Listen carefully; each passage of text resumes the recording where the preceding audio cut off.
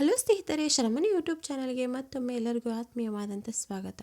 ತುಲಾ ರಾಶಿಯವರಿಗೆ 2025ನೇ ವರ್ಷದ ಸಂಪೂರ್ಣ ವರ್ಷ ಭವಿಷ್ಯ ಹೇಗಿರುತ್ತೆ?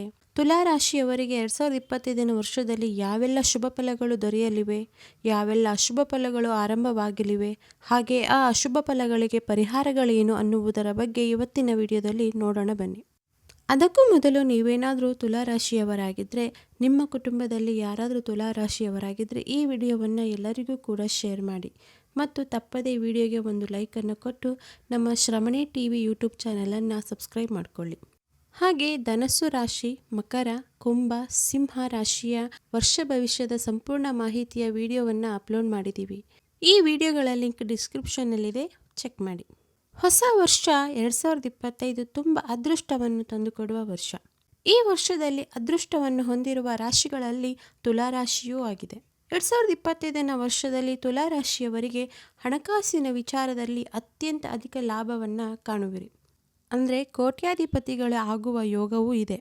ಯಾಕಂದರೆ 2025ರಲ್ಲಿ ತುಲಾ ರಾಶಿಯವರಿಗೆ ಶನಿ, ಕೇತು ಮತ್ತು ಗುರು ಗ್ರಹಗಳು ಒಳ್ಳೆಯ ಉತ್ತಮ ಭಾವಸ್ಥಾನದಲ್ಲಿ ಸ್ಥಿರವಾಗಿರೋದ್ರಿಂದ ಈ 3 ಗ್ರಹಗಳ ಬಲವು ಅತಿ ಹೆಚ್ಚಾಗಿದೆ. ಆದ್ದರಿಂದ ಎಲ್ಲ ಶುಭಯೋಗಗಳು ಈ 2025ರಲ್ಲಿ ತುಲಾ ರಾಶಿಯವರಿಗೆ ಸಿಗಲಿದೆ. ತುಲಾ ರಾಶಿಯವರ ಬದುಕಿನಲ್ಲಿ ಅದೃಷ್ಟದ ಭಾಗ್ಯೋದಯದ ಸಮಯ ಪ್ರಾರಂಭವಾಗುವ ಸುಸಂದರ್ಭವಾಗಿದೆ. ಈ ವರ್ಷ ತುಲಾ ರಾಶಿಯವರ ಆರ್ಥಿಕ ಜೀವನದ ಏಳು ಬೀಳಿನ ತೊಂದರೆಗಳು ಎಲ್ಲವೂ ನಿವಾರಣೆಯಾಗುವ ವರ್ಷ ಮತ್ತು ಹಣಕಾಸಿನ ಸ್ಥಿತಿಯಲ್ಲಂತೂ ಅತ್ಯಂತ ಉತ್ತಮವಾಗಿದೆ. ತುಲಾ ರಾಶಿಯವರಿಗೆ 2024ರವರೆಗೆ ಪಂಚಮ ಶನಿ ನಡೀತಾ ಇತ್ತು. ಈ ಪಂಚಮ ಶನಿ ಮಾರ್ಚ್ 29ನೇ ತಾರೀಕು 2025ಕ್ಕೆ ಮುಗಿಯೋದ್ರಿಂದ ಇದೊಂದು ಸಂತೋಷದಾಯಕವಾದ ವಿಷಯ.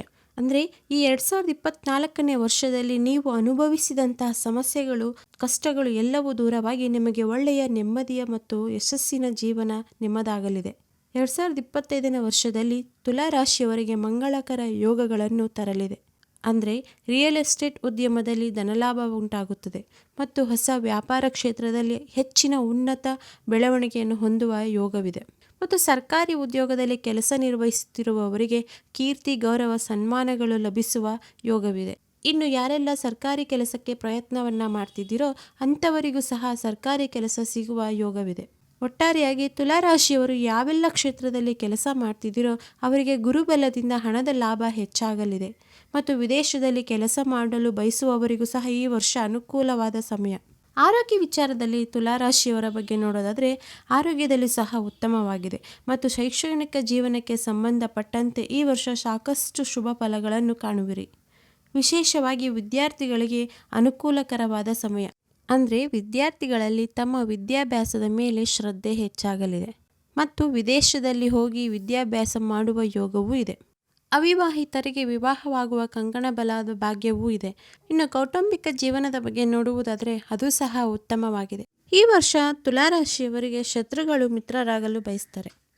ಇನ್ನು ತುಲಾ ರಾಶಿಯವರು ಇನ್ನೂ ಹೆಚ್ಚಿನ ಒಳ್ಳೆಯ ಶುಭ ಫಲಗಳನ್ನು ಪಡಿಬೇಕಂದ್ರೆ ದತ್ತಾತ್ರೇಯ ಸ್ವಾಮಿ ಮತ್ತು ಗುರುಗಳ ಆರಾಧನೆಯನ್ನು ಮಾಡುವುದರಿಂದ ಇನ್ನೂ ಅತ್ಯಂತ ಶುಭ ಫಲಗಳನ್ನು ಪಡಿತೀರಿ. ಜೊತೆಗೆ ಪ್ರಾಣಿ ಪಕ್ಷಿಗಳಿಗೆ ನೀರು, ಆಹಾರ ನೀಡುವುದರಿಂದ ದೇವರ ಆಶೀರ್ವಾದ ಸದಾ ನಿಮ್ಮ ಮೇಲೆ ಇರಲಿದೆ. ಒಟ್ಟಾರೆಯಾಗಿ ನೋಡೋದಾದರೆ ತುಲಾ ರಾಶಿಯವರ ವರ್ಷ ಭವಿಷ್ಯ ಶುಭದಲ್ಲಿ ಅತ್ಯಂತ ಶುಭದಾಯಕವಾಗಿದೆ. ಅಂದರೆ ರಾಜ್ಯ ಯೋಗದ ಸಮಯ ಅಂತಲೇ ಹೇಳ್ಬೋದು. ಈ ಹೊಸ ವರ್ಷದಲ್ಲಿ ತುಲಾ ರಾಶಿಯವರ ಆಸೆ ಆಕಾಂಕ್ಷೆಗಳೆಲ್ಲ ನೆರವೇರಲಿ ಅಂತ ಹಾರೈಸ್ತೇನೆ. ಈ ಒಂದು ವರ್ಷ ಭವಿಷ್ಯದ ಮಾಹಿತಿ ನಿಮಗೆ ಇಷ್ಟವಾದಲ್ಲಿ ನಮ್ಮ ಚಾನಲನ್ನು ಲೈಕ್ ಮಾಡಿ, ಶೇರ್ ಮಾಡಿ, ಕಮೆಂಟ್ ಮಾಡಿ. ಹಾಗೆ ಯಾರಾದರೂ ಹೊಸದಾಗಿ ನಮ್ಮ ಚಾನಲನ್ನು ನೋಡ್ತಾ ಇದ್ದರೆ ಸಬ್ಸ್ಕ್ರೈಬ್ ಮಾಡಿಕೊಂಡು ಪಕ್ಕದಲ್ಲಿರುವ ಬೆಲ್ಲೈಕನನ್ನು ಕ್ಲಿಕ್ ಮಾಡಿ ಆಲನ್ನು ನೋಟಿಫಿಕೇಷನನ್ನು ಸೆಲೆಕ್ಟ್ ಮಾಡ್ಕೊಳ್ಳಿ. ಮತ್ತೊಂದು ಉಪಯುಕ್ತವಾದ ಮಾಹಿತಿಯೊಂದಿಗೆ ಭೇಟಿಯಾಗೋಣ. ಅಲ್ಲಿವರೆಗೂ ಧನ್ಯವಾದಗಳು. Thank you for watching this video.